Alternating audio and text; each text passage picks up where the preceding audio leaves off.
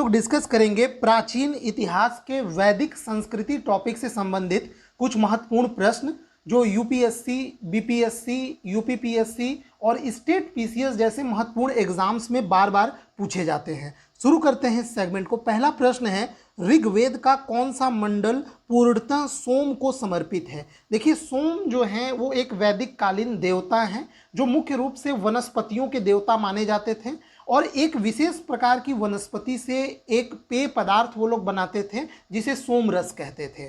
तो ये जो है ये नवा मंडल से संबंधित है। नवे मंडल पूर्णतः सोम देवता से संबंधित है और मैंने बता भी दिया जो सोम रस है वो किसी वनस्पति यानी पेड़ से प्राप्त होने वाला एक पेय पदार्थ है जो वैदिक संस्कृति के लोग उसका उपभोग करते थे।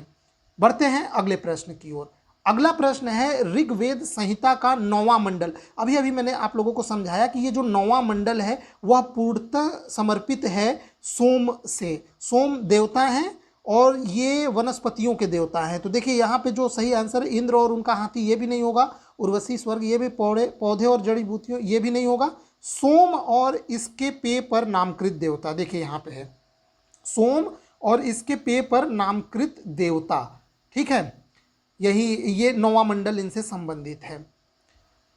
बढ़ते हैं अगले प्रश्न की ओर। अगला प्रश्न है, यज्ञ संबंधी विधि विधान का पता चलता है। यज्ञ संबंधी जो विधि विधान है इनका उल्लेख यजुर्वेद में मिलता है, इसको याद रखेंगे आप लोग, ठीक है। सामवेद संगीत से जुड़ा हुआ है और ऋग्वेद में प्रार्थनाएं, स्तुति ये सब हैं। बढ़ते हैं अगले प्रश्न की ओर।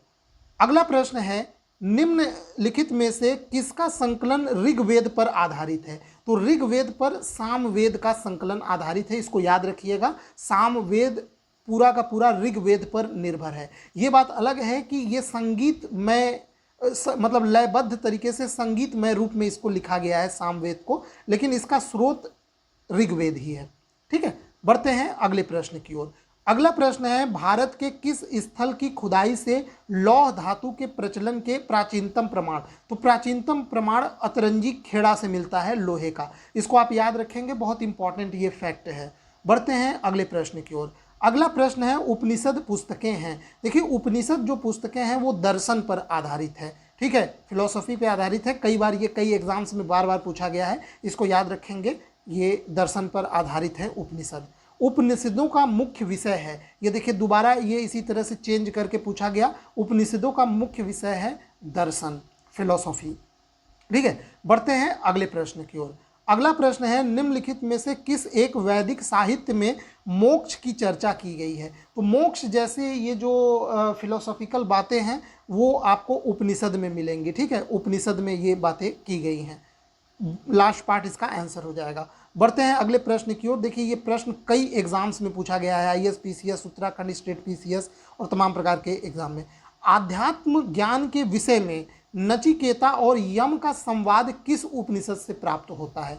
ठीक है, नचिकेता और यम की कहानी आप लोगों को पता होगी, यहाँ पे मैं नहीं बताऊंगा। तो नचिकेता और यम का जो संवाद है वो कठकोपनिषद में से प्राप्त होता है, ठीक है।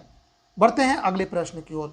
अगला प्रश्न है, उपनिषद काल के राजा अश्वपति कहाँ के शासक थे? तो वो केकय के शासक थे, इसको याद रखेंगे। उपनिषद काल के जो राजा अश्वपति थे वो केकय के शासक थे। तो इस प्रकार ये हमने कुछ महत्वपूर्ण प्रश्नों को डिस्कस किया और ये सभी प्रश्न वैदिक सभ्यता या यूँ कह लीजिए वैदिक संस्कृति से संबंधित हैं और सभी एग्जाम्स में पूछे गए प्रश्न हैं। तो उम्मीद करता हूँ आपको ये सेगमेंट पसंद आया होगा। वीडियो देखने के लिए आपका बहुत बहुत धन्यवाद।